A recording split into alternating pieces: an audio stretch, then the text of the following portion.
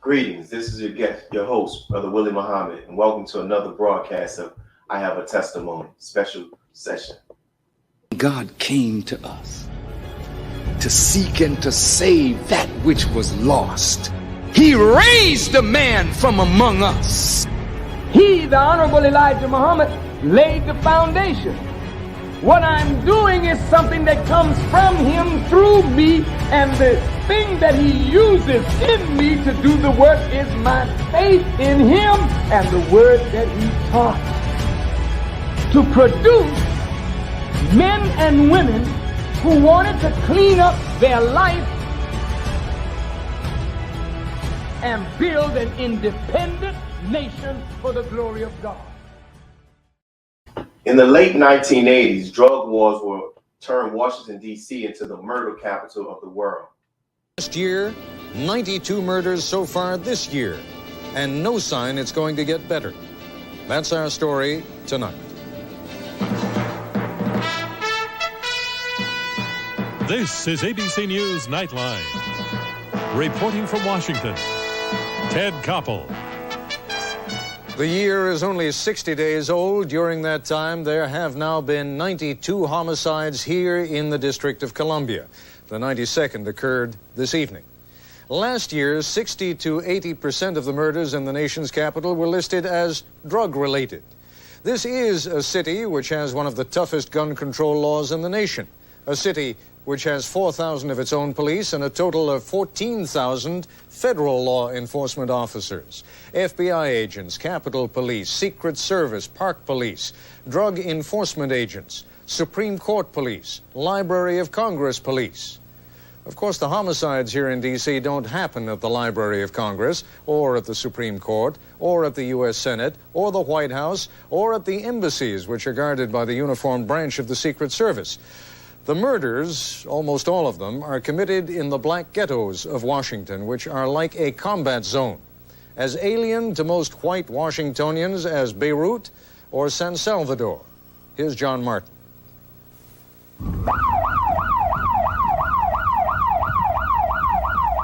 I just pray constantly for all the children. I do. God has helped them because they're trying to destroy themselves. Got approximately 33-year-old black male. He's been shot 3 times, that's shot 3 times. It's like living in a war zone.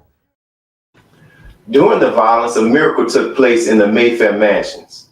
Residents in the complex requested the members of the Nation of Islam to come in and help rid the complex of the drug dealers who had taken over it.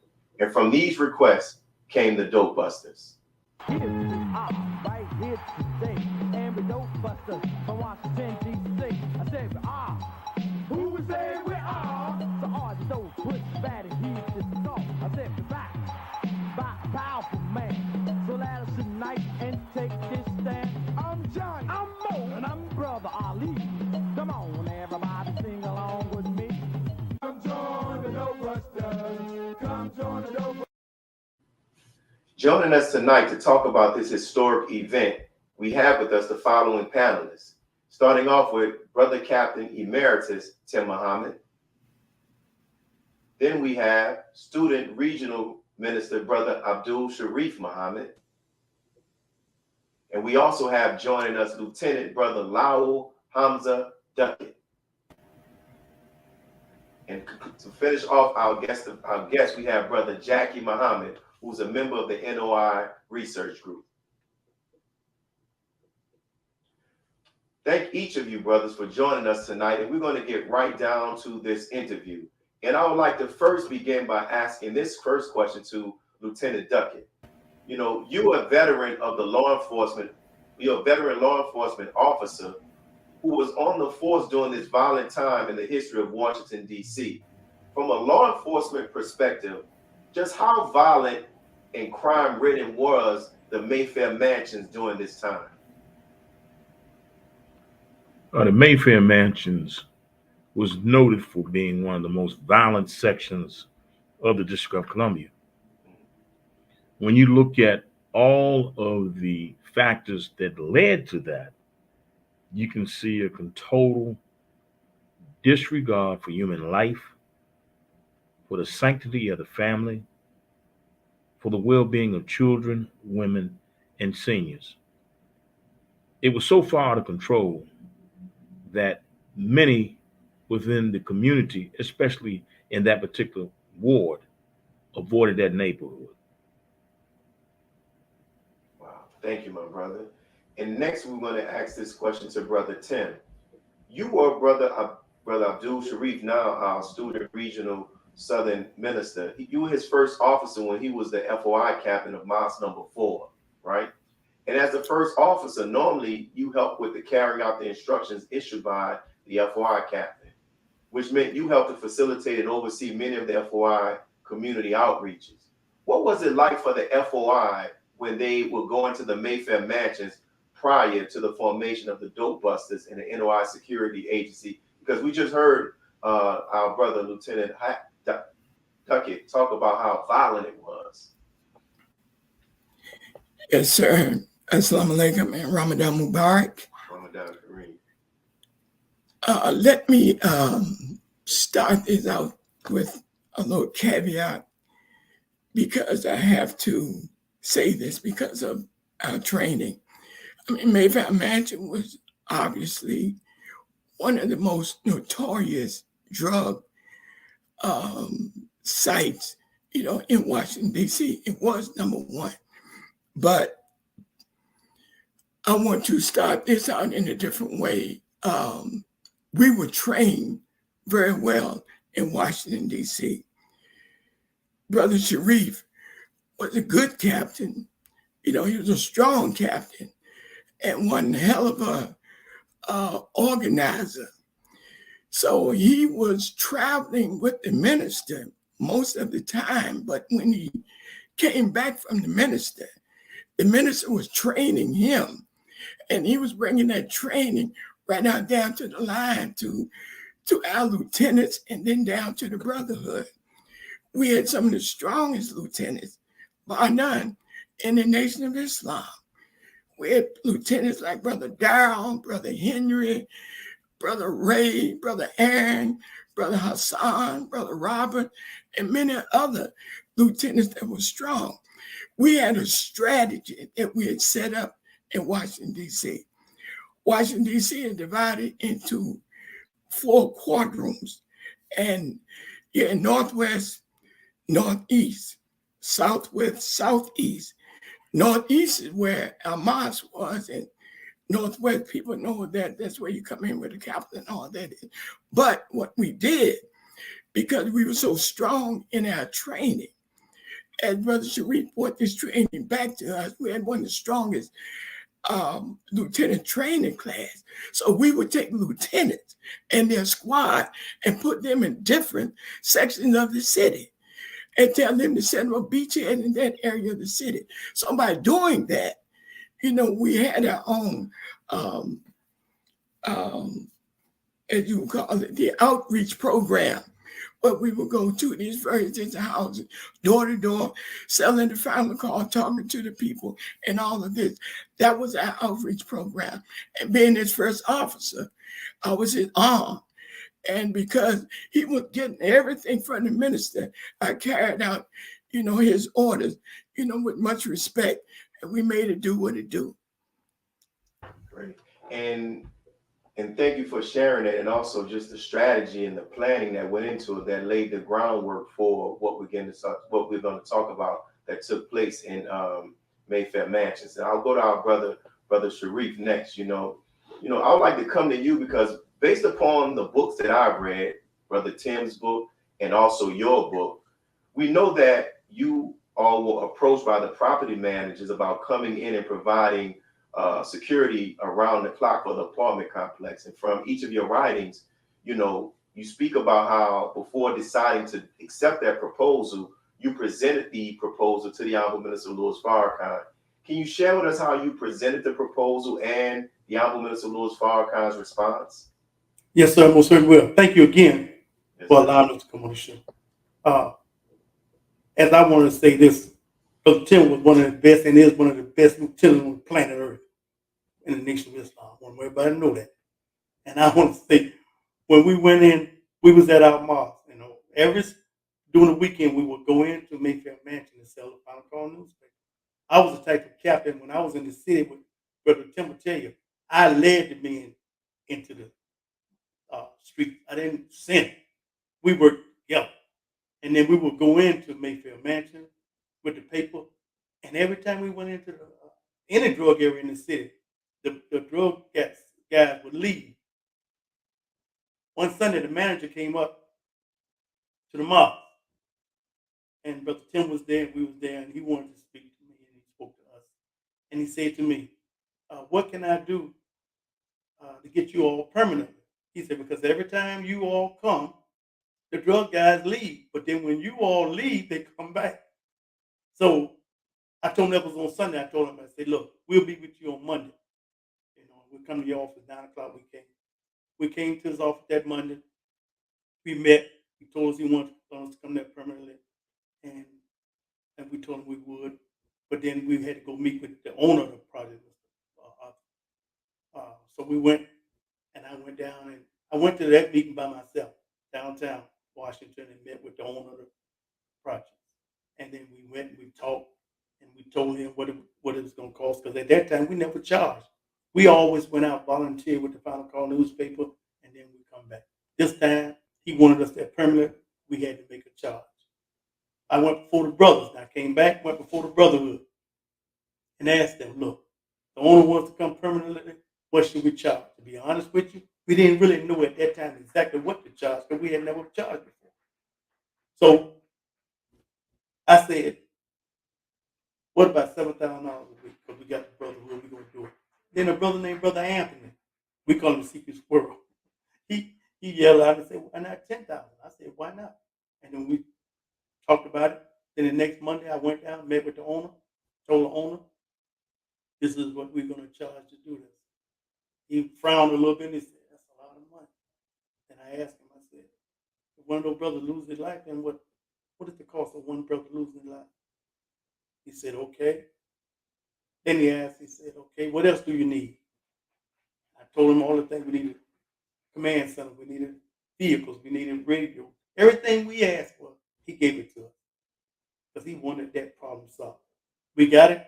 We went back. I told the brothers we was going to get started. But on my way back, I said, wow, I didn't get instructions. I didn't get no instructions from Honorable Louis Farrakhan. These are not my men. They're under my charge, but Honorable Louis Farrakhan, these are his men. Then I got on the phone and I called the minister. And I told the minister what was happening. Brother, I said, I got a check in my pocket right now for $10,000. The minister said, what? I said, yes, sir. He said, no. He said, brother, I'm going to be in Philadelphia this coming Friday. Meet me there. And with a stern voice, I said, yes, sir. Now I said, wow. I didn't know if I did something wrong or what. I know I didn't get permission. So anyway, fast forward. Friday, we went to Philadelphia with Tim. All of us went to Philly because the minister was speaking there. We went. I met with the minister. He told me these were his words. He said, brother, you go back and you tell all those brothers, you know, those who seek to save their lives will lose it. And those who willing to give their life will be saved. But he said, you tell those brothers that you find out from them, are they willing to go in free? If one of them said no, don't go in. But if they're willing, they all agree to go in, you know, I'll be pleased with you all and y'all go. Fine. Got his blessing. We went back to D.C. I called all the brothers together. Tim was a witness. Called all the brothers. Unanimous. Let's go. In the name of Allah. Because during that time, the training that we had, Brother Tim was talking about, we feared no one but Allah. God. That's the only one we feared. That's the kind of training we had. We went back, went in, and then went in that Monday morning, and the rest is history. That's how we got into Mayfair Mansions. Wow. Yeah. Thank you for sharing that. And while we're talking about that meeting, I know Brother Tim was there, and I'd like to ask you, Brother Tim, what is your recollection about just how, about the Honorable Minister Louis Farrakhan's words, and just what you remember about that meeting when Brother Sharif brought back the minister's words in his question? Yes, sir. When Brother Sharif brought it to us, as he said, all of us had to agree. But every brother, without hesitation, said the affirmative. After Brother Sharif explained it to us, we said the affirmative. Yes, we'll go up in there. And we have to understand that the people in Mayfair Mansion, like every other area in D.C. with a drug infestation, whatever, is our community. We live in Washington, D.C. We did. That was our home. So as we started doing the patrols in Mayfair Mansion, you know, we loved our people. So we loved what we did. And I have to commend so much, man. The brothers in Washington, D.C., like Brother Sharif said, we were the best. We were second to none except for Chicago itself. We're the best trained brothers in the Nation of Islam. And my heart goes out to them, those brothers that came in March, Mayfair Mansion in Washington, D.C. with a vigor and never complained. All praise is due to Allah. Love it, man. Due to Allah. Now, my next two questions, we're going to go first to Brother Jackie, and then we'll go to our brother Lieutenant Doucette.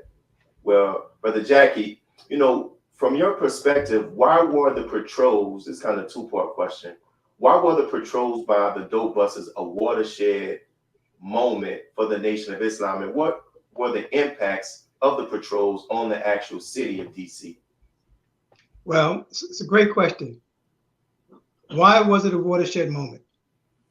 It was what took place in Mayfair Mansions that brought the attention of the world back to the Nation of Islam. Remember now, the minister was in the process of rebuilding. Some of the press about the nation was still lingering out there.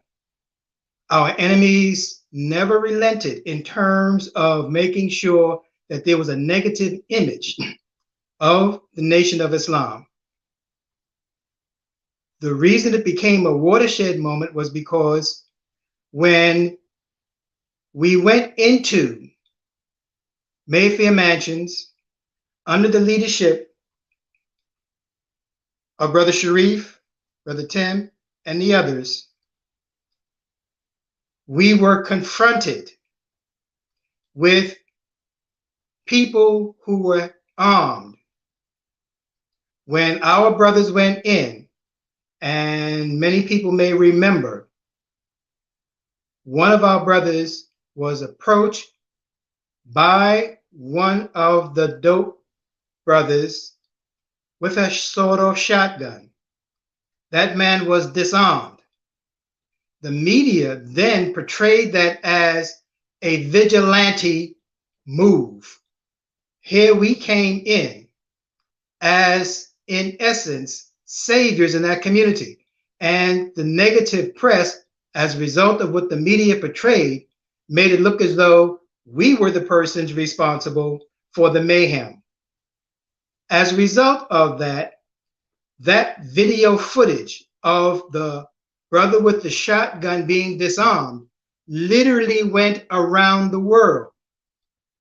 The image of the Nation of Islam began to go through a very significant transition at that time. Here, people were seeing that these unarmed followers of the Honorable Minister Louis Farrakhan risked their lives to save the lives, as Brother Tim said. That was our community. Many of our people lived in that area. So we were not invading any foreign territory. We were protecting our own community. The people saw that. The image, therefore, of the Nation of Islam began to go through a transition. Why? Because we went in, as Brother Tim and as Brother Sharif have said, the brothers were well trained, disciplined. The people saw that. The people saw the impact of the rebuilding of the Nation of Islam as a result of the news media trying to cast a negative light on us. The people saw through that. Now, who were some of these people? You had the politicians who all of a sudden began to look at what was taking place and said, hey, these men need to be commended for the sacrifices that they were making. Watershed moment. image of the Nation of Islam began to go through a transition. You had the preachers who now began to look at what was taking place. You had the parents who became comforted as a result of the positive image that these men began to display. And you had those who had previously known of the work of the Nation of Islam began to come out and say, hey, the nation is back and they are setting an example for our young people. So it was a watershed moment. It was one of the significant factors that helped at that time in the rebuilding of the Nation of Islam. Because if you remember now, the nation had fallen. The minister was on the beaten path to rebuild the nation. And all of a sudden, what took place at Mayfair Mansions was shot literally around the world. You had Muslims in foreign nations who saw the Nation of Islam imbibe the teachings of Prophet Muhammad, go in and rescue our people who were under siege with no weapons, just with the power of the teachings of the Most Honorable Elijah Muhammad, Minister Farrakhan.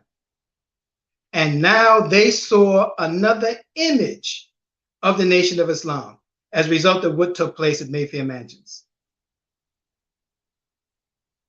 Definitely for that part. And so what we're going to do is we're coming up on our first break. And then after this break, we're going to come back and we're going to ask this another question.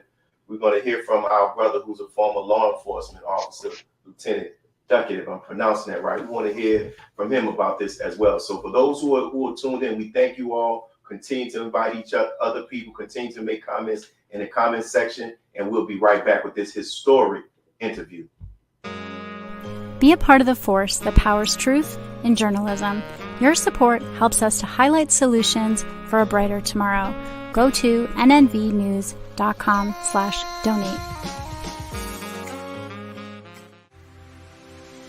AsiaticMinds.com, the curriculum of study from the University of God's Mind. Education that enhances the quality of learning through a virtual school system. The science of mathematics, communication, and deductive reasoning. Our children are the future. Invest in your destiny. To enroll now, visit AsiaticMinds.com. The hashtag Bank Black social media campaign made strides not only in revolutionizing how we bank, but also how we think. The movement inspired thousands of African Americans across the country to transfer or deposit millions of dollars into Black-owned banks. These are banks that will invest in urban communities, employ African Americans, support Black businesses, and inspire Black home ownership. This is a very proud moment for our culture as we are taking small but significant steps towards building Black power through Black wealth. Please share your thoughts with us in the comment section below. Follow us on social media at NNV News, and please subscribe to our YouTube channel at National Network View. I am Anissa Muhammad with nnvnews.com.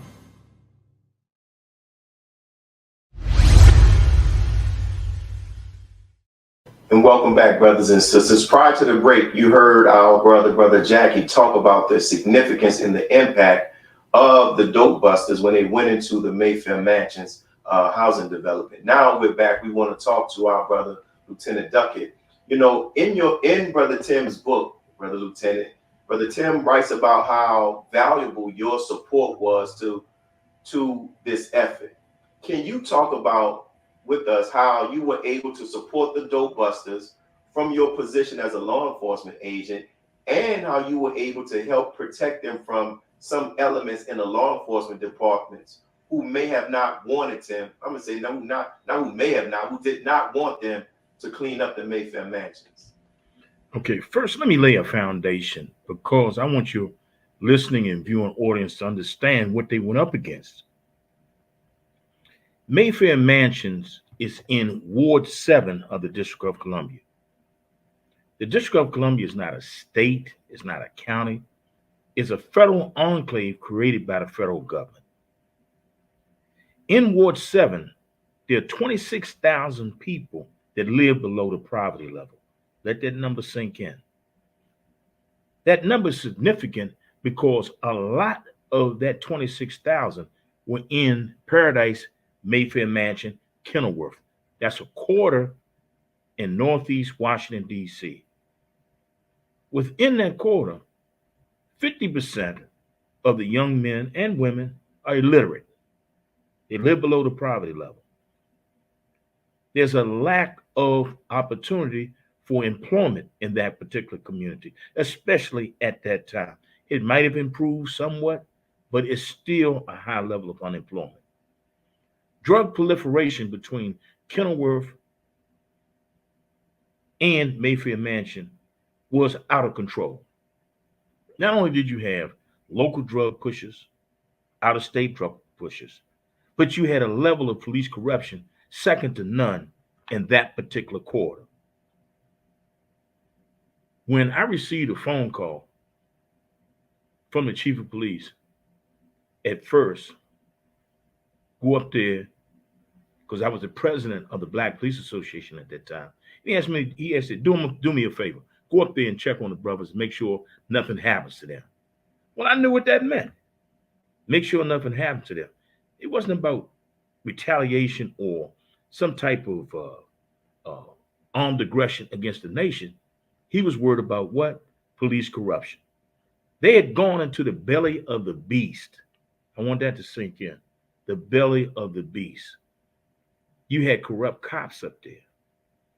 And he didn't want anything to happen to them, especially from a law enforcement standpoint. So he asked me to go up there.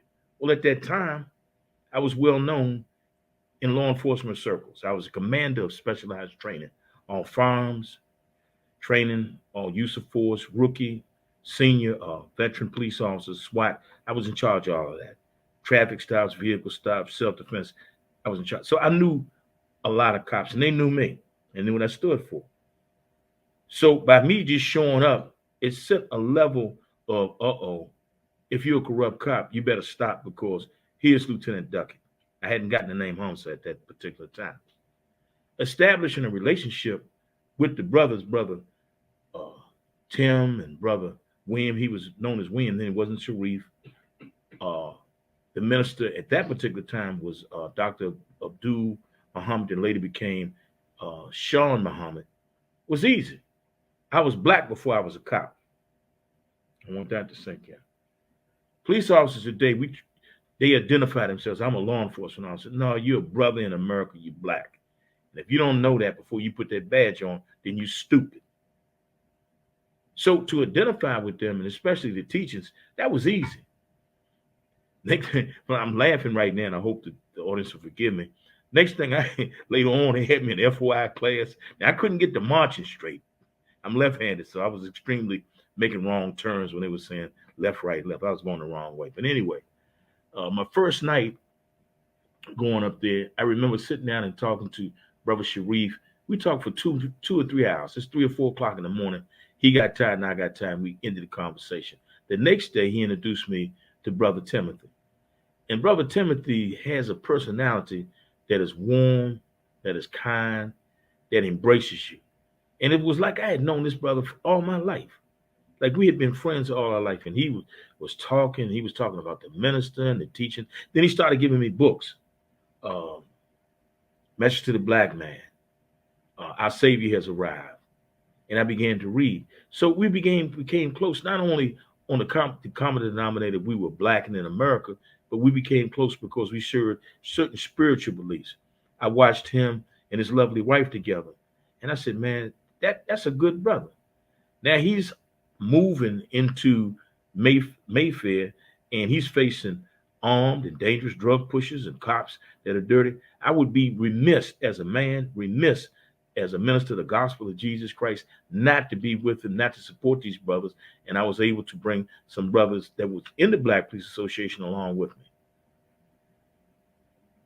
It is, I'm so thankful for Brother Tim and Sister Beverly for reaching out to you and having you to be a part of this discussion, because you just added, from my perspective, you just added another aspect of this historic event that many people, haven't talked about. And I appreciate that response. And there's another question later down the line that we're going to talk more about law enforcement in the community. But I appreciate your response to that question. And now we're going to go to Brother Sharif, because, we often, in Brother Tim's book, and even in your book, you talk about many of the heroic actions that took place in the Mayfair Mansions. But once in your book, you mentioned something, and Brother's going to show your book on the screen again. You mentioned something about a meeting, about someone when anytime DC is mentioned about drugs, his name comes up, right? Rayful Edmonds. His name is mentioned, YouTube, whatever. In your book, you spoke about how he actually came to the Mayfair Mansion because this was one of the areas in his territory that he was running. And can you talk about that meeting that took place? Yes, I certainly will.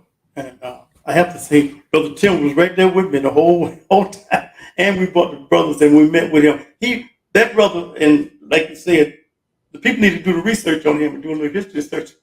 Rayful Edmonds. He was one of the notorious drug dealers in Washington D.C. at that time. And then most of his men, most of his soldiers was in Mayfair Mansion and Paradise, working, selling their drugs. But when we came in as a team, we was always taught with our training. We sat down and talked to whoever's in charge of the opposition. Because remember, I told you at the beginning, our training, we was taught, fear no one but God alone. So we called Brother Edward, we sent a message to him, told him we wanted to meet with him. He came. He brought his troops with him. We had our army. We was unarmed. He brought his men. They had arms. But we didn't feel nothing about that. We sat down at a table like men, and we talked to Brother straight. And we told Brother, look, we are here now. This is our territory. We came to save our people. And he looked at us kind of strange like, because he wasn't expecting us to talk like that. And we told him what God told us to do. And after we finished, the brother looked at us. He stood up, his men stood up. I stood up, the brother stood. And he said to us, he's leaving. He didn't give us not one controversial word. And he left as a brother, sure, because he knew he was looking at God's men. That's just the truth. And he left and went about his business. And from that day to this day, we never had an encounter again. And all his troops left with no problem. That's nothing but the truth. And that's because the Spirit of God is on the Nation of Islam, coming from the Honorable Louis Farrakhan. That's just real. And that's why when Brother Tim said it and you said it, the media came from all over the world, because that was another miracle that took place, because we followed the instruction of the Jesus that's in our midst, the Honorable Louis Farrakhan. You can take it or let it alone. That's the actual facts. And our brother left, and you can see the history is written. He left with no problem. Beautiful.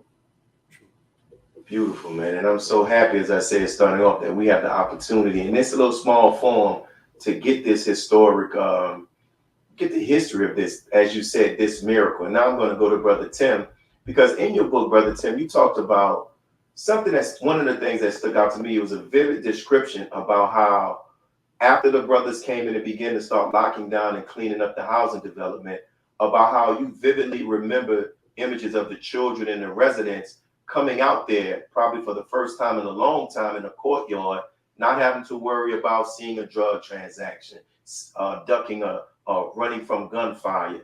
Can you talk about just how that felt and what you saw and what maybe some of the residents may have even told you when they were able to come out into that area, not being afraid of losing their lives? Yes, sir. When we first went there that night, and we were getting threats, of course, from the drug dealers, and guns had been pulled on us by the police. As I said in my book, they came up in the command post and arrested one of our brothers. And so we were in a dire situation. So that night and several other nights, we put 24-hour security around our command post and around the whole area. We locked it down. We patrolled the area with vehicles that we had, and we made sure that we had brothers posted up all the way around with radio, so we knew what was going on. So as we did this, everything was quiet. We had it locked down, So a day or so after that, I look up and I see children coming out to play along with their parents. I hardly even knew children even lived there. I didn't know because, the place was so corrupt. But as you saw the children and the parents, and they were coming up to us and hugging us, and some of them were crying, and we're so glad you're here.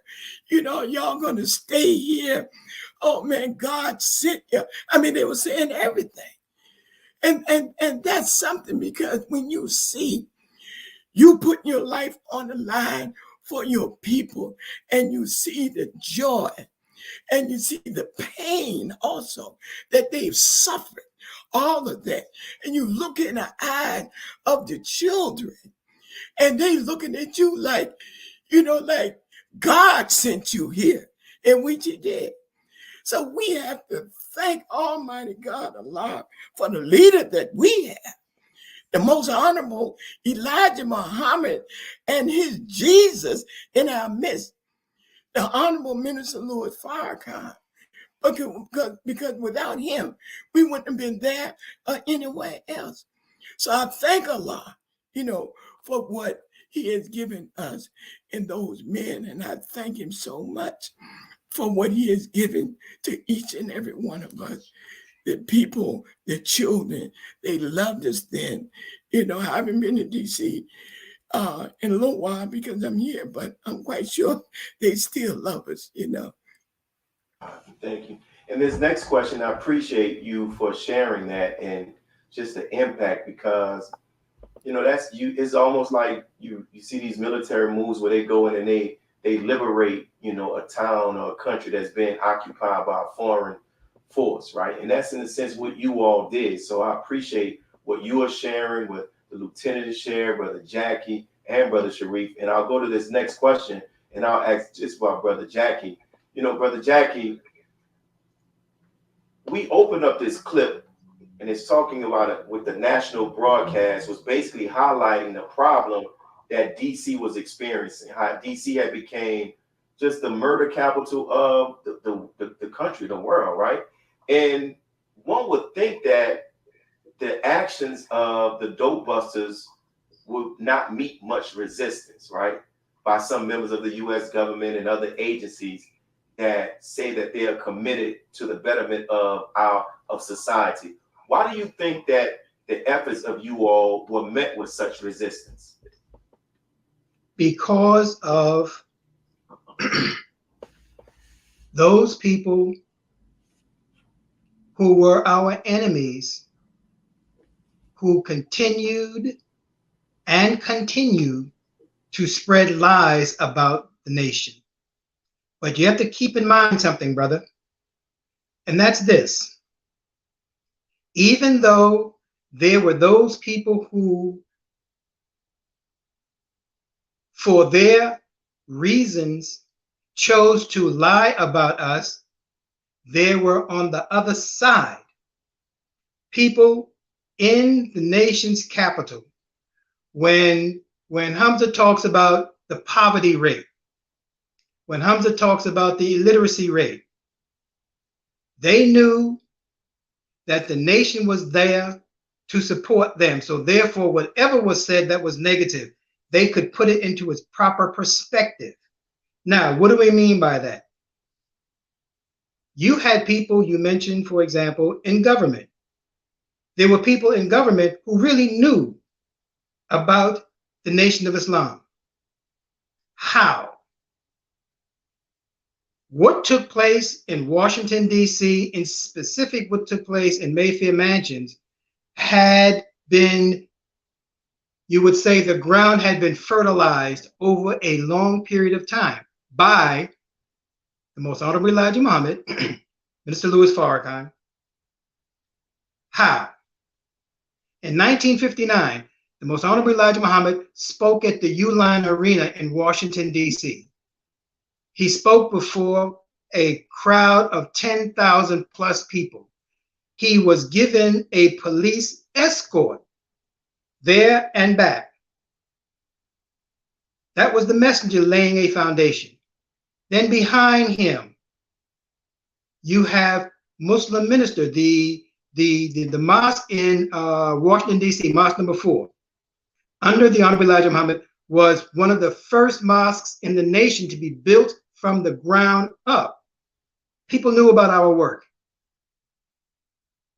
When the nation fell, Minister Farrakhan would come into Washington, D.C. We would have our meetings at the Phyllis Wheatley YMCA. He was in there every week, preaching hard.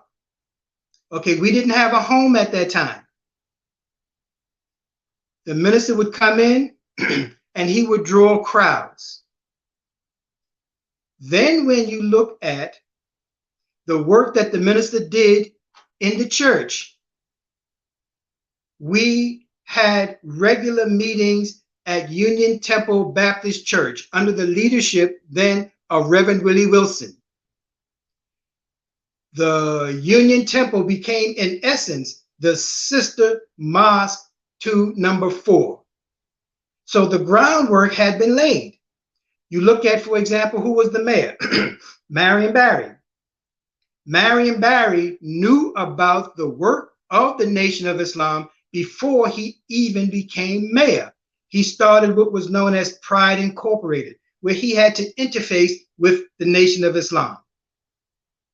And then a brother who I would never forget, he was the mayor's community liaison, Sam Jordan. Sam Jordan loved the Muslims. Okay, Sam was, in essence, lack of a better term, he was a street dude. And he identified with what we were doing in the streets. So the foundation had been laid. So those people who were our adversaries in the government, in the media, they then had to take a second look because of the admiration that the Nation of Islam had in Washington, D.C. from the time of the messenger in 1959 to the time of the minister coming in, to when Brother Sharif came in to serve as the minister. He had the brothers in and out of those communities with the Final Call newspaper. The ground had been fertilized.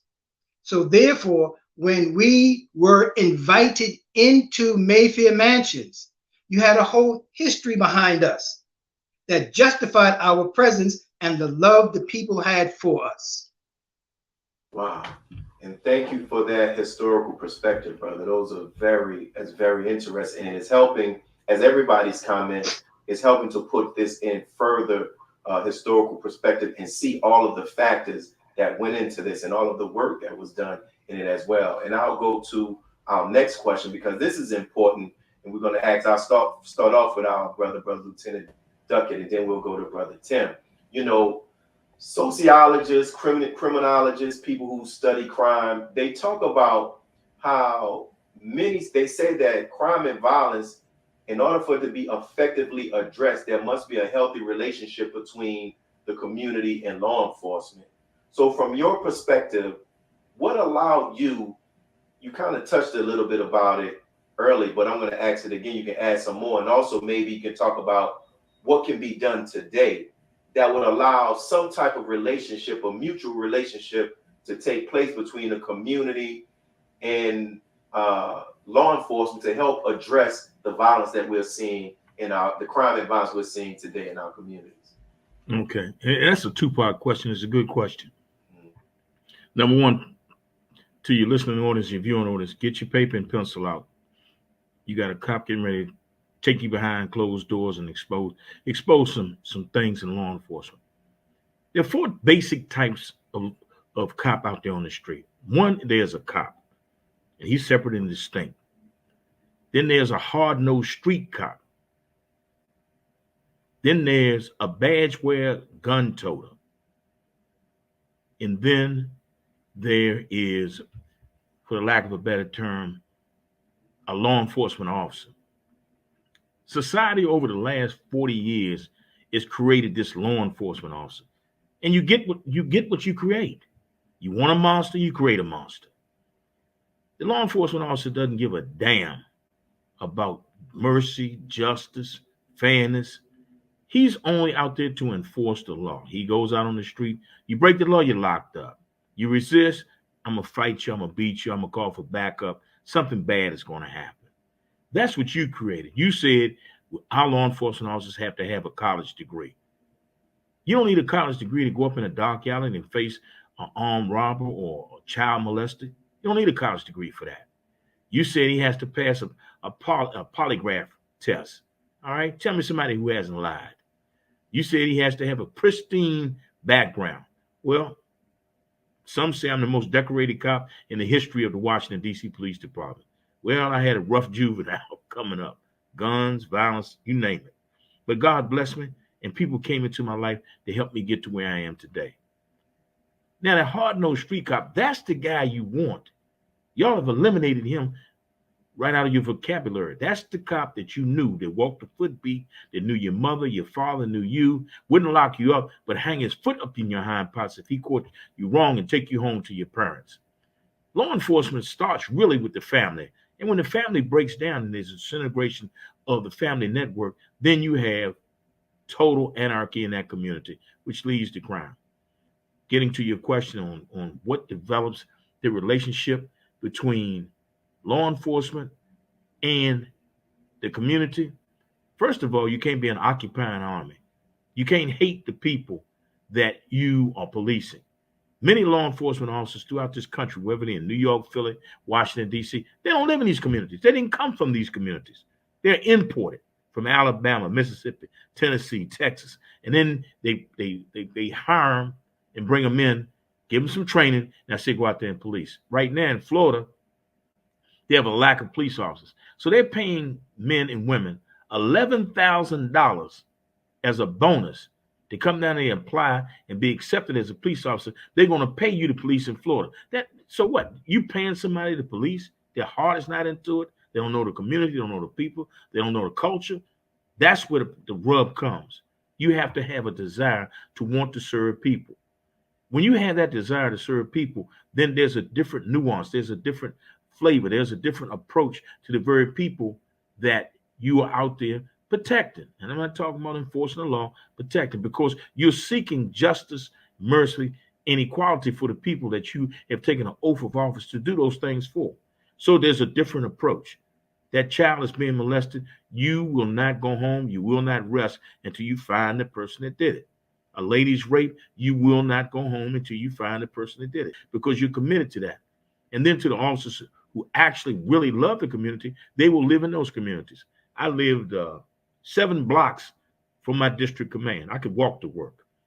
Everybody knew my wife, my kids, and my mother, God rest her soul, may he be pleased with her. She died at 97. She would actually fix food and go 10 blocks from my house and sit down with gangbangers and sit them on the curb and feed them and talk to them about God.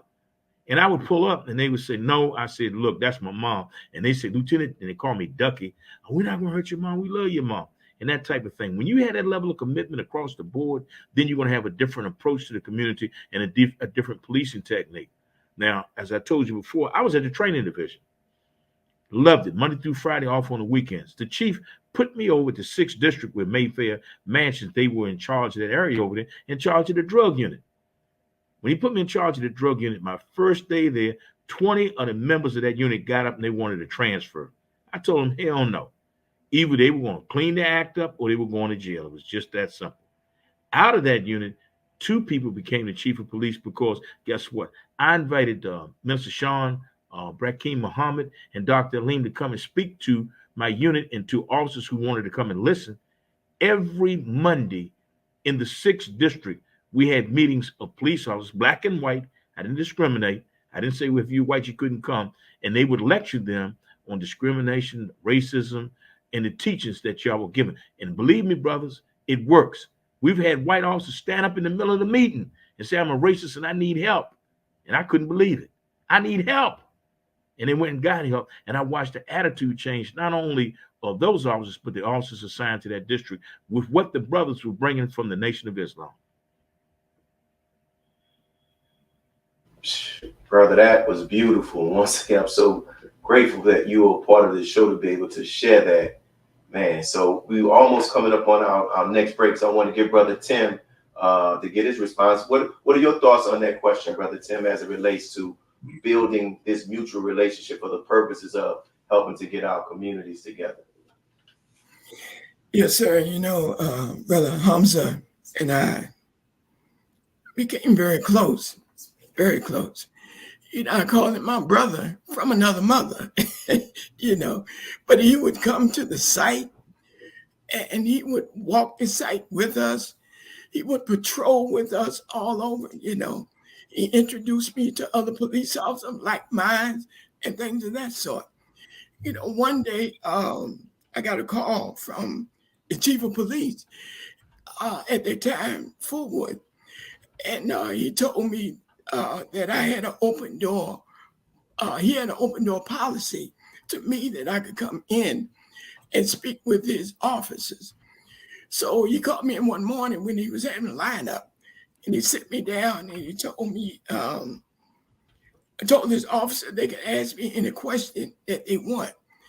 The first question that they asked me was from one of his captains.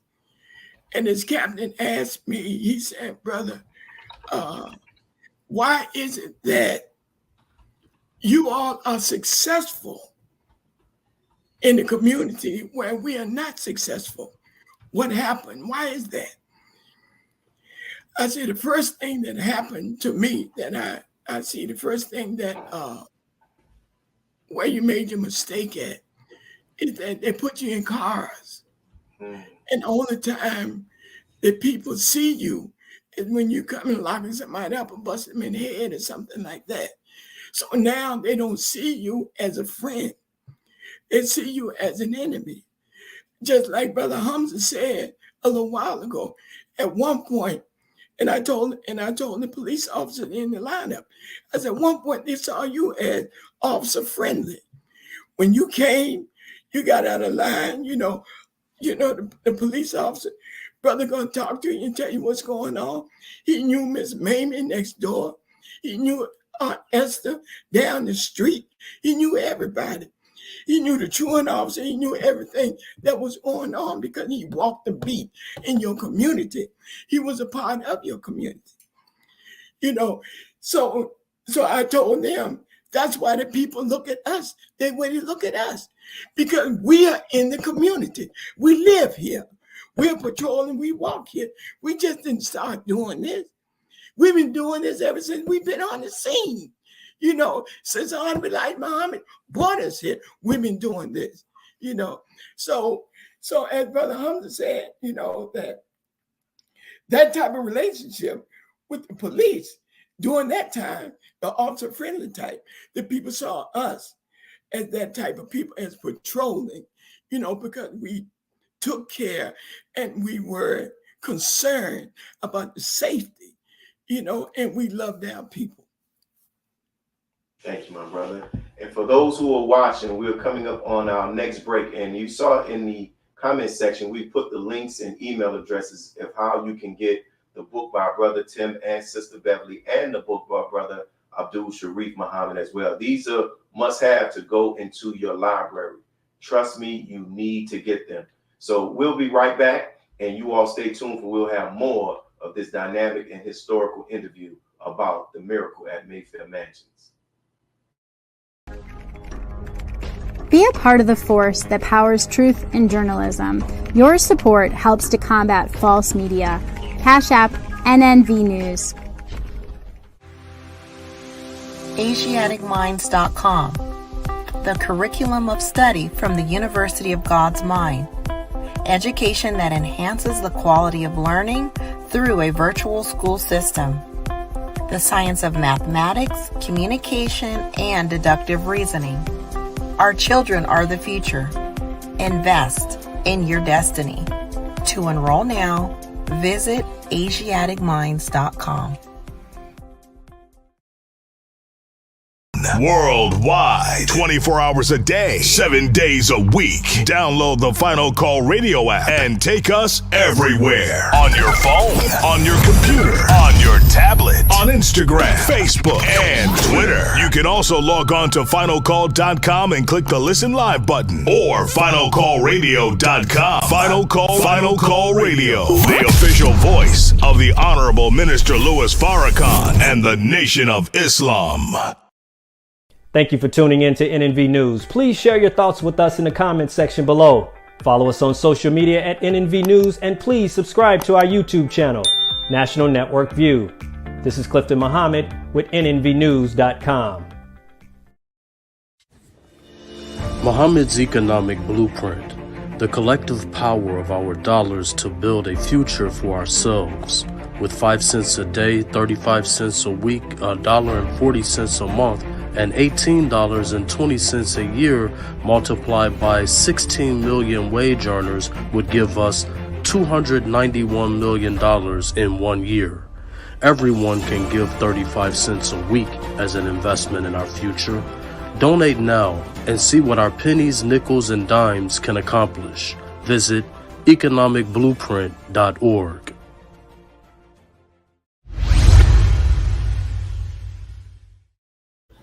We're back, and I have to get this question in. This is going to be to our brother Lieutenant Duckett. You know, brother, when they told me that the Honorable Minister Louis Farrakhan bestowed upon you the holy name of Hamza, it was like, I don't know anybody that has anybody else that he's actually done that to, you know, like who not quote unquote a member of the Nation of Islam. But can you share with us how that came about and your thoughts when this man said, I'm going to bestow this name on you? You see me smiling, right? Yes, sir. I see that. And I hear a lot of people give lip service. I love Minister Farrakhan. I'm different. I'll give my life for Minister Farrakhan. I want that to sink in. All of this military, police training, I'll give my life for him. First, I'll never forget the night. I had been up all night and I'd been reading. We were working on a Red Ball Express. A lady had gotten murdered and her kids had got murdered.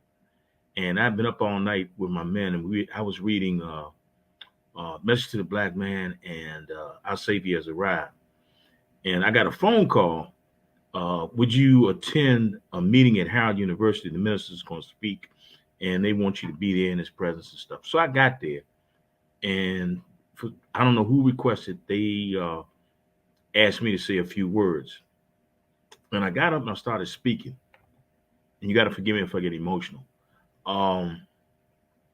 Duckett, that's my last name, was given to my grandfather. He was sold as a slave when he was 3 years old in New Orleans and brought to TB and Brandywine, Maryland, which is now Accokeek, Maryland. He wasn't a Duckett. He never knew his last name. He didn't have his date of birth. It was undocumented. And growing up as a child and going to granddaddy's farm and that type of stuff, I love that man. I love my whole family, 8 uncles and 4 aunts and that type of thing. But I knew Duckett wasn't our name. So I read the Message to the Black Man, Our Savior Has Arrived. And I said, man, the hell with this damn name. And I expressed that in my presentation that I gave that night. And I saw the minister looking at me. And he didn't say anything. He didn't.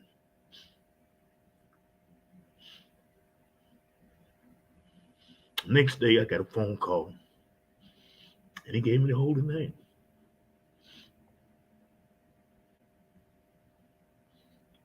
And it sent ripples through Washington, D.C., because I'm a minister at the Bible Way Church of the Lord Jesus Christ. And the late Bishop Williams said, I guess you're going over to the Nation of Islam. And I said, I'm not going over there. I've always been a part of it because I've always believed in some of the things that they believed in. So he said, are you going to leave Bible? And I said, no. I'm going to take what I've learned and I'm learning from them and I'm going to bring it here. And he allowed that. In saying that,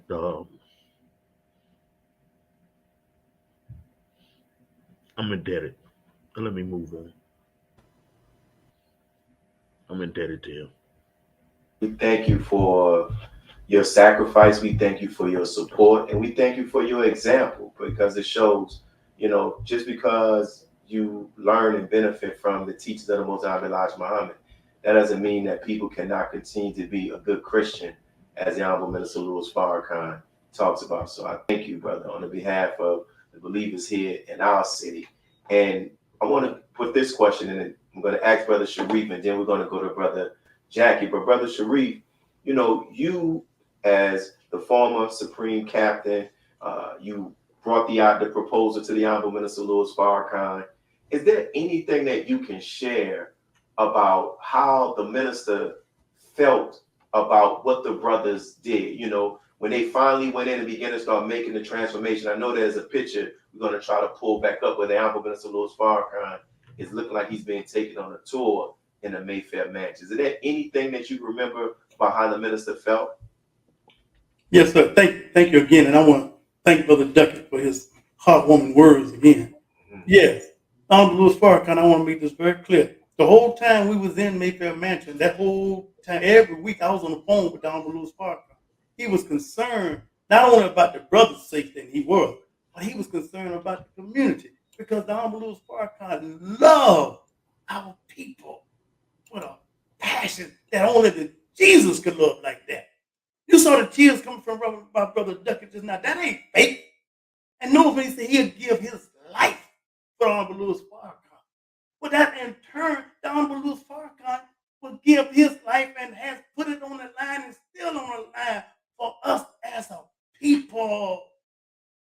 And I want to segue into this right here, because a lot of people have forgotten about this. I know Brother Tim remember this clearly. When Honorable Louis Farrakhan stood up, remember what he said to before the whole world, what he said to the FOI particularly? He said, I give you the right to take my life if I deviate from the teaching of Honorable Elijah Muhammad. Now, you name anybody on the planet that has ever given that oath to the people to take your life if you deviate from this teaching. That's how much the Honorable Louis Farrakhan loved us as a people. And he used to, I was like being plugged up into a generator, because death was all around us. And to keep that charge of fear, no one but Allah, God, the minister would talk to us every day, and every week he wanted to know, how is his people doing out there at Mayfair now? To see the babies running around like Brother Tim was talking about, to see the babies running around freely that had been locked up in their houses for all those years. To see the senior citizens come out that had never been out for years. The minister saw that. He kept up with that.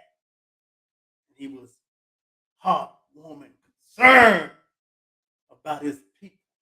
And that's why he told me, I'm coming to Mayfair. And he came, because he wanted to see with his own eyes. He wanted to talk to the people. He wanted to touch the children, the elderly. He wanted to see what it was all about personally. And he came to Mayfair, and the people came out. They loved our Louis Farrakhan. They thanked him. And the minister showed nothing but love, as he always does.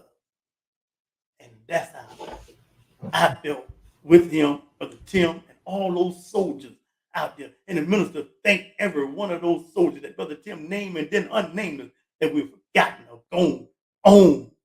The minister loved all of us as well as our people. That's why I can say boldly to the whole world, he is Jesus in our midst and then some.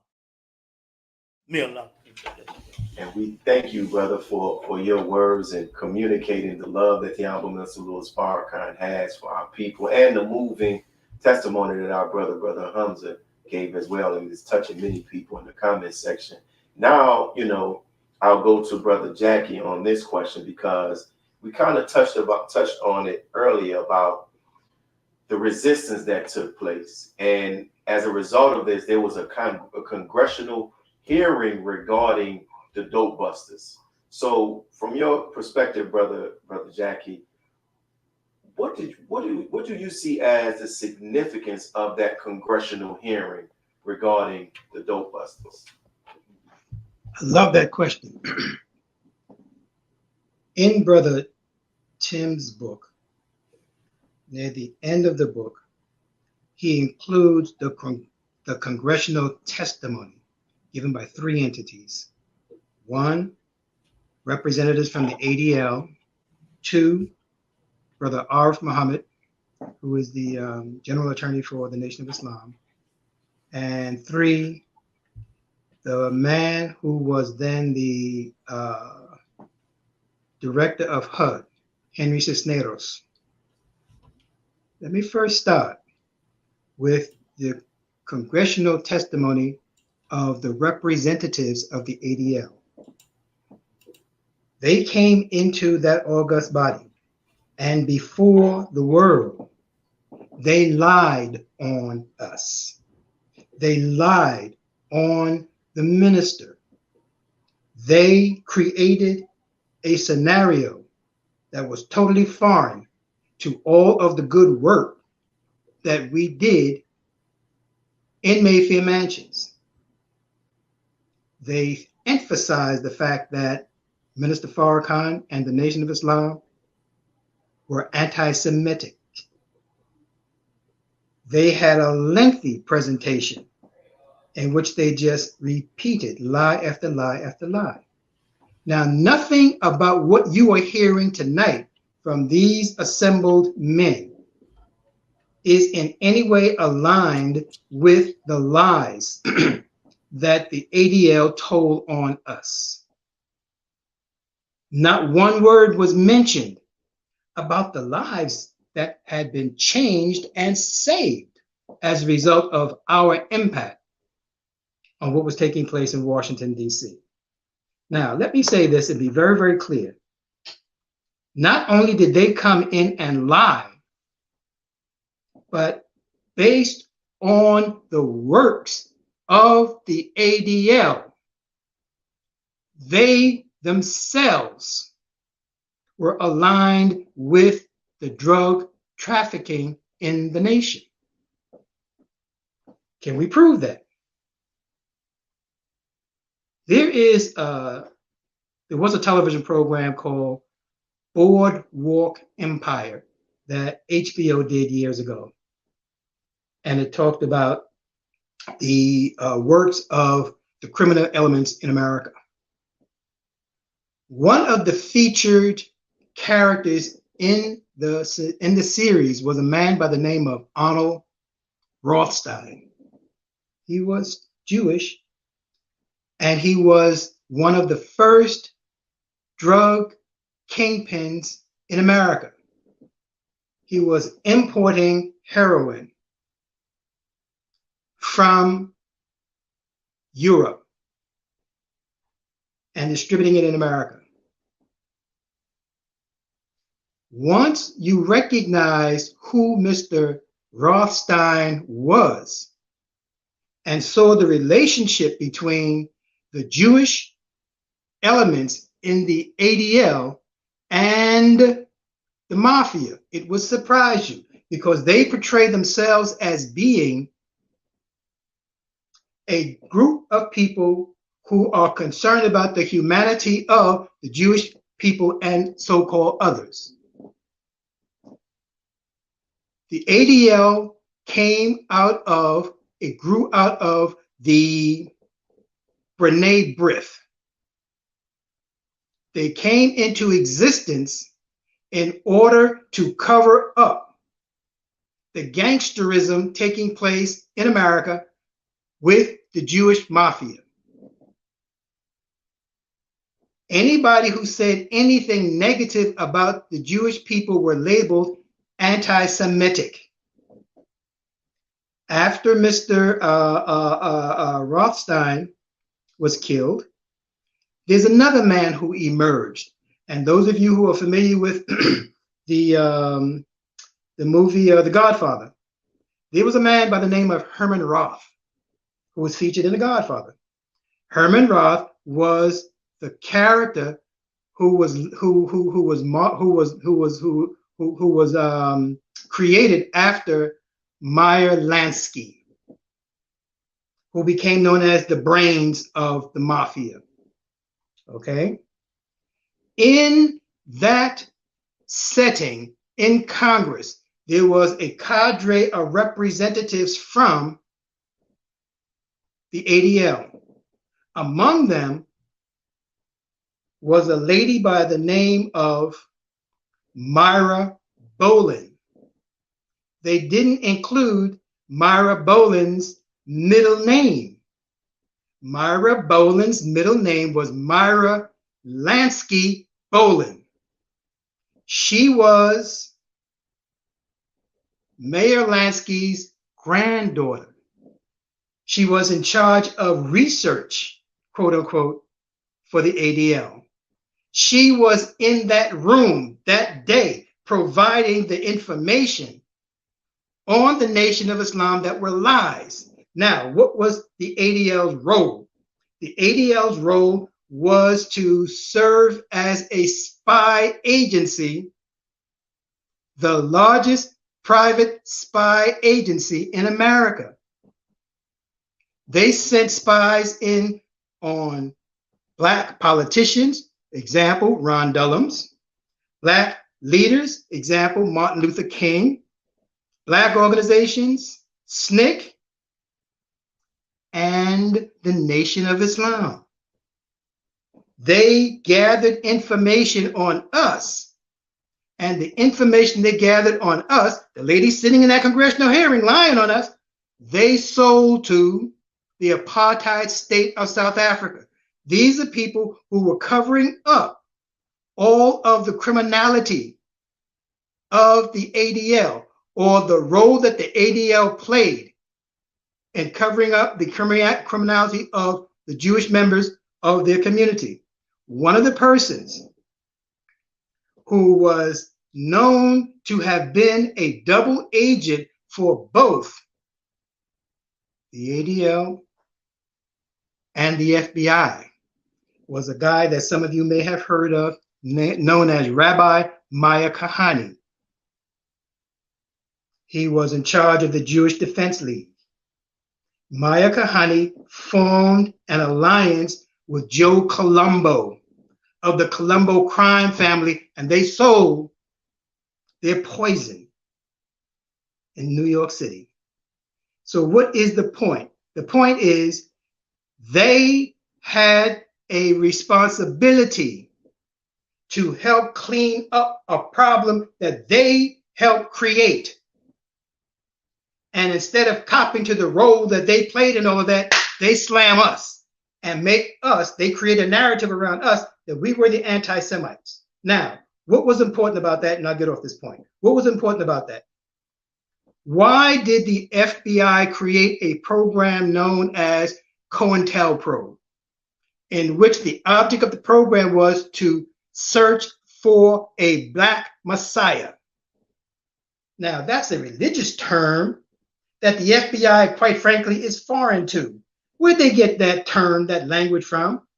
From the ADL. The ADL worked in collusion with the FBI to spy on us and to create a narrative around which Black men were killed. Among them was Fred Hampton from the Black Panthers.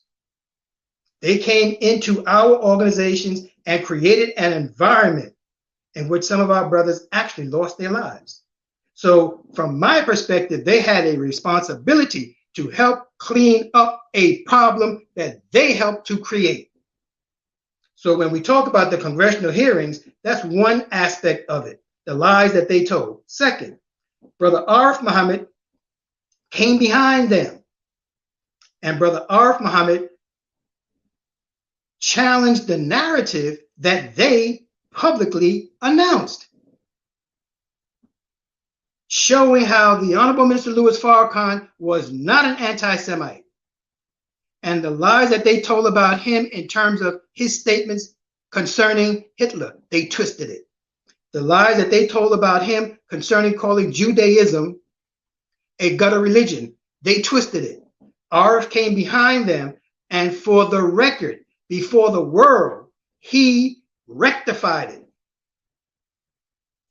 Mr. Cisneros, who was the head of HUD at the time, was called on the carpet for allowing government monies to be used to support the work of cleaning up drugs in our community.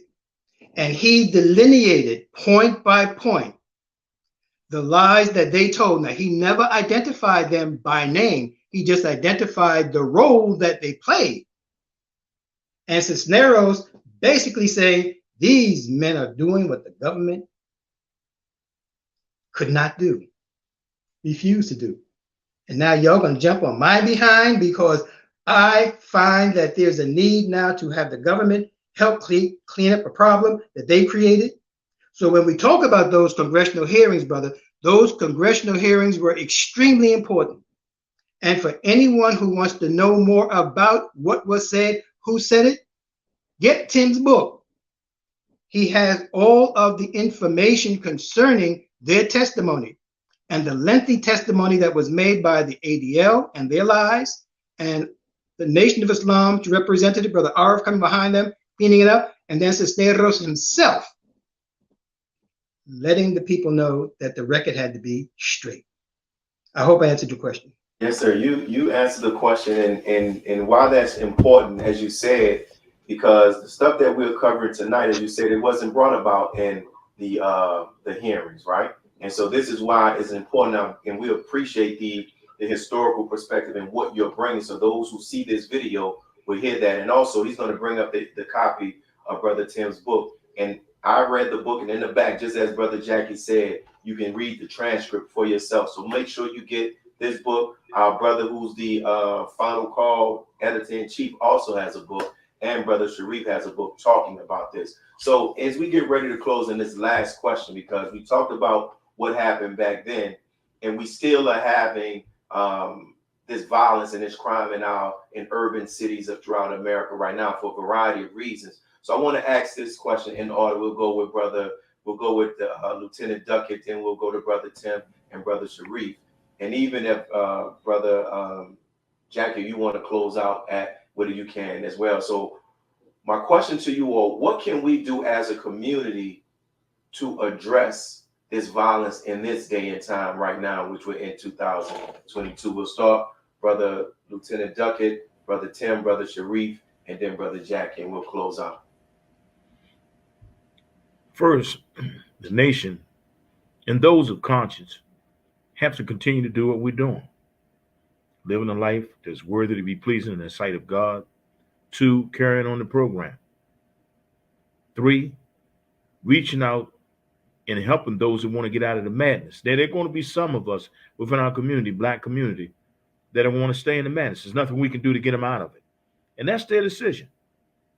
But at the end of the day, everybody that I encountered, they're tired, especially if they're on the other side of the street committing crime, using drugs, selling drugs. They want to get out of the madness.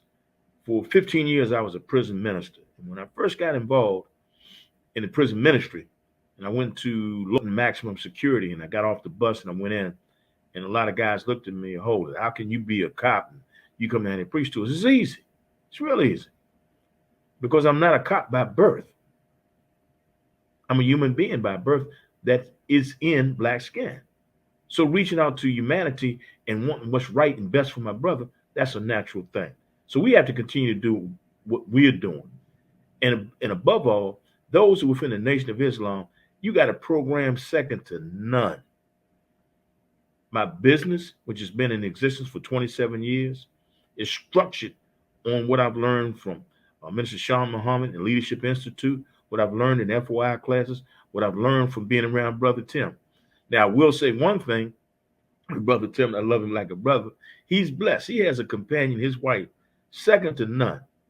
And y'all got to forgive me, and I say this and I'll close out. I've been married 3 times, and I've been looking for somebody like that for 3 times, and I haven't found it yet.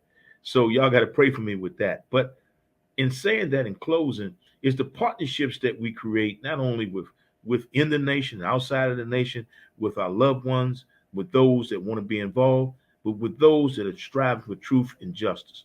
I was asked by a Jewish cop one day, how could I align myself with Minister Farrakhan? And I said, that's very easy, brother. That's very easy. He embraces what you reject. And he said, what's that? I said, the King of the Jews. And unless you do that, get out of my face, man.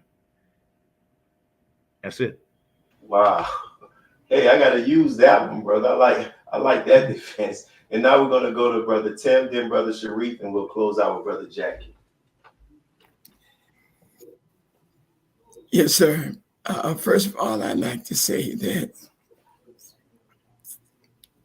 I'm along with my brother Hamza. Yeah, she is second to none. I would like to thank her and the whole sisterhood also that supported us as we push hard in Mayfair Mansions. But most of all, I would like to thank the Honorable Elijah Muhammad and the Honorable Minister Louis Farrakhan for, if it wasn't for this, for those people who Allah brought to us, we would be nothing. So let's say this. The Nation of Islam has the truth. So we have to gird up our loins and we have to push harder than we've ever pushed before, to bring this thing down and to bring truth to our people. Look, I said this last night. The Caucasian back is up against the wall. He's in a position of damn if he do or damn if he don't. He is pushing miscegenation like he ain't never pushed before. One time he didn't want to mix his blood with us. Now, only thing he want to do is mix his blood with us. And he know that if he don't have a future, which he don't anyhow. But his woman is not birthing any children. So his race is dying. Now he has a group of people that don't want black people, but they cannot help for having black people if they want their ideals to live in the mind of someone that's going to take them into the future. But our job in the nation right now, more so than ever, is to push the teaching of the Honorable Elijah Muhammad, because them black babies that these Caucasians trying to produce for their ideal, when we put the teaching of the Honorable Elijah Muhammad in their head and our people, look, man, this thing is over. It's all about the teaching. It's all about us as a people. We are the chosen people of God. We are those people that are the seed of Abraham, and we will come out of this with great substance. But we have to come out of this believing in the teacher and the leader that Allah gave us. So, look, I'm gonna say this, we're gonna put a fork in it because I'm done. I love this nation. I love my minister. I love my wife. I appreciate her putting my story into these beautiful words so you all can read. She's been a gift to me, and we've been married for 41 years. I thank Allah for her. So with that, I would say all praise and due to Allah. We thank you, Brother Willie, for this show. It's been a beautiful show, and we need to do more. Like I say, we tell our story, and by you putting it on the screen and putting it out there to the people, then you tell your story also. So thank you again for your hard work and what you have done.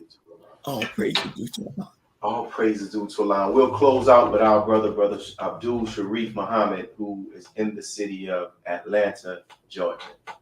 So what are your thoughts about what can we do to begin to start combating this violence and crime that we're seeing in our community today? Thank you very much.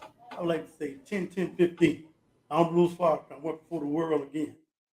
And he told all of us after his lecture, in this lecture, he said, go back to your city and open up 10,000 feelings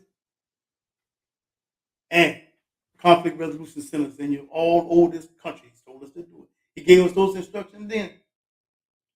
And that's why you see the head on weighing now. 10,000 feelings. What we can do now is go back. Most of them, we have over 100 centers all over this country right now. 10,000 feelings. Now we have the 10,000 feelings because it's an arm that's easy for those that don't want to come and join the Nation of Islam because they're scared. But the 10,000 feelings is easy because you don't have to be a Muslim to be a part of the 10,000 feelings. We came back, the minister told us to get in cooperation with the preacher. I came back here and we opened up the 10,000 feelings of the South. We could join forces with Reverend McDonald, Baptist preacher. And we cleaned up. We went into one of the worst areas in Atlanta, Georgia. It was called the Bluff. And that's where we set up our headquarters over there now. We duplicate what we did with the Dopebusters, what we did, we call it now 10,000 feelings. Wilson said he wanted all over the country. And we're moving in that direction. And what I'm saying to everybody that's listening right now, join the 10,000 feelings wherever you are. Join on to the conflict resolution. We have them. We sat down this week dealing with conflicts. And I would like to say right now, if all the preachers with the religious homes right now, have these religious houses all over the country on every corner, was just to open their doors once a week starting off, right where they are, and say, come out of the street and set up the conflict resolution right in their basement. They're not using them anyway. They can do that now all over this country immediately. They ain't got to build nothing. All they got to do is open their doors and say, we open up a conflict resolution center. And all these young brothers in the streets, kill it. Brother Tim can tell you right now. Brother Jackie can tell you right now. Don Elijah's mama said in his book that the blood is going to be up to the horse's bridle, and it's happening right now. So we want to try to stop it. We better follow the teaching and the leadership of the Honorable Minister Louis Farrakhan. 10,000 feelings all over this country. And he told us, go out in the community and stand between the guns and our brothers. That's what he told us to do. And that's what we're doing in Atlanta. That's what we're doing in parts of the city. We ain't talking about it because there's too much positives coming to the nation. That's all right. We're going to continue to do the work. So that's what we can do right now. I say it again to all the preachers and teachers that's listening. Open up your churches.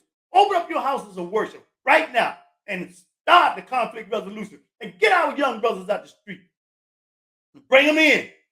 Set them down. Let's talk to them. Let's settle up this fight. Remember now, we don't have no manufacturer. Blacks don't own no manufacturer. How are these guns getting into our community? Question for you to go do some homework on. But I'm saying, what we could do right now is listen to the Honorable Minister Louis Farrakhan and listen to his help. Let's go out into the streets where our people at. Since you're afraid to go out there, then back us. We're not afraid. We'll go out and help our people. The United States government knows this. They put billions of dollars behind programs that don't work. Why don't you back the Nation of Islam and the 10,000 feelings and let us go and help our own people? We're willing to do it. Why not support us? Because if you don't, you see little Willie and little Bo Peep, they coming all in your neighborhood now. They don't care because they don't feel like they got nothing to live for. So the Nation of Islam is your lifeline, whether you believe it or not. From God. The Honorable Louis Farrakhan told all of us and to the world, he's backed by the most two powerful beings on the planet. And you have not been able to dispute that. So, excuse my passion, 10,000 fields, concrete resolution centers, that's what we can do right now. And I'm saying, and all like minds, let's come together now. And I'm saying what you saw in D.C., that was just a lightweight thing that done, what was done.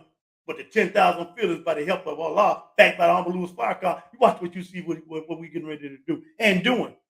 So Lieutenant Duckett, I'm calling on you, brother. Brother Tim, come on home. Brother Jackie, keep on writing. And telling the truth about the nation of Islam. Coming for you. We're going after those young brothers in the street. And remember this, and I'm going to leave you with these words. What the scripture said. Referring to the Honorable Louis Farrakhan, that Jesus that's in our midst right now.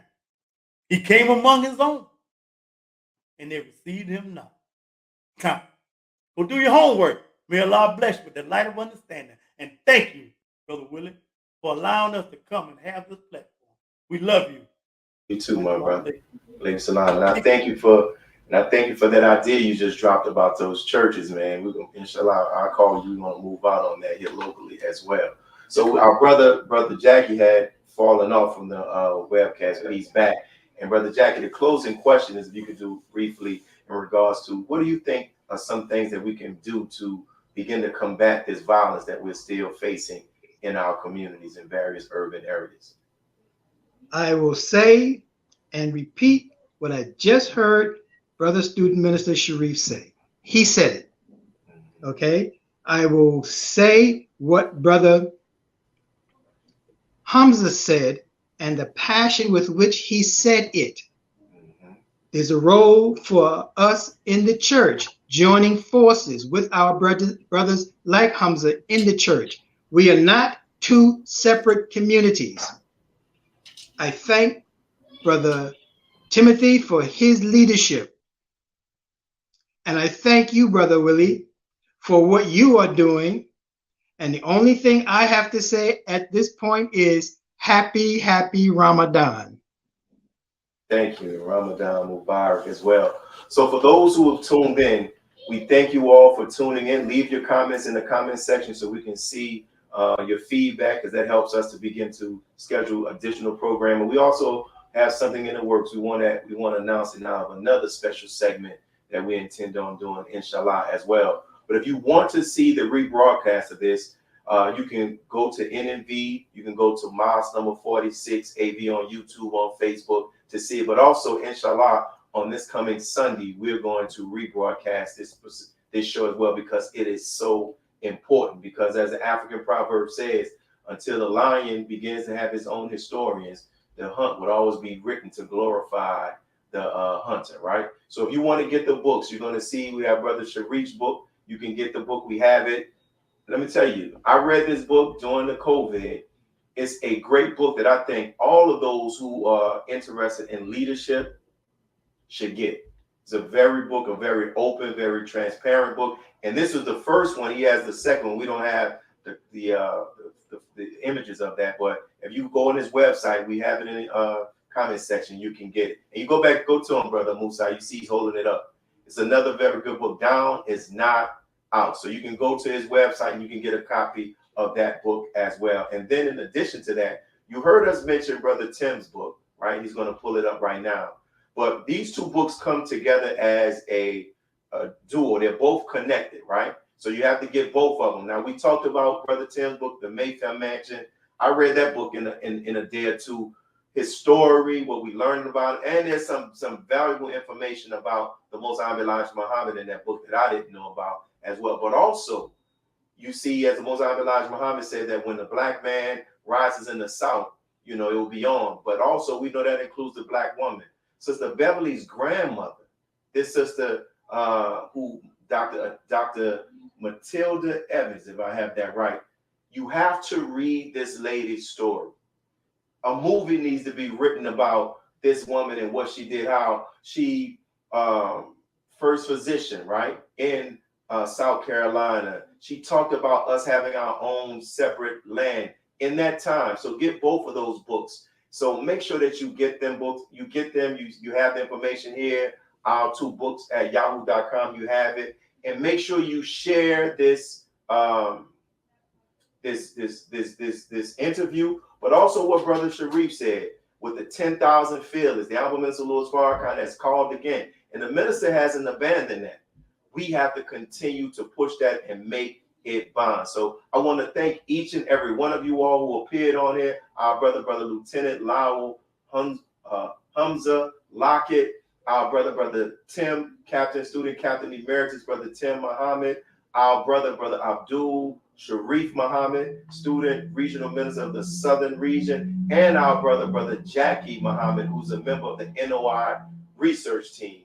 We thank you all for your contribution to this effort to helping us to record and get out to the public our history. So may Allah continue to bless each and every one of you all, and Ramadan Mubarak. This is your brother Willie Muhammad, signing off from NNV. Peace. Be a part of the force that powers truth in journalism. Your support helps us to highlight solutions for a brighter tomorrow. Go to nnvnews.com/donate.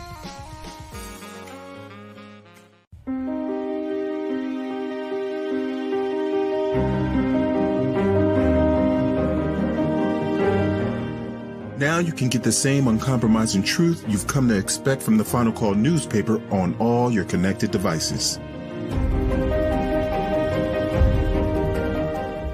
Subscribe to the Final Call Digital Edition today. Go to subscribe.finalcalldigital.com.